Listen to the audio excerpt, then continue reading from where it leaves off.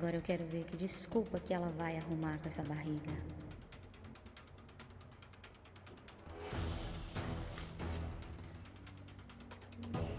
Ó, muito bem. Meu amor! Meu amor! Meu amor, Oi, meu amor. como você tá se sentindo? Ai, tô bem, meu amor. Só um pouquinho de dificuldade pra dormir, mas tô bem. Eu pedi permissão pra sair mais cedo do trabalho pra mim poder te entregar esse presente. Ai, meu amor, justamente o que eu queria.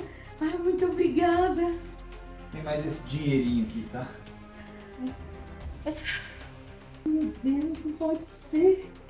Com todo esse dinheiro eu vou poder comprar roupas, joias e também eu vou poder ir no melhor E restaurante da você não tá cidade. esquecendo de alguma coisa? E o nosso filho? Hã? Nosso bebê? Mas por que você tá me perguntando isso? O quê? Porque você está esquecendo o nosso filho.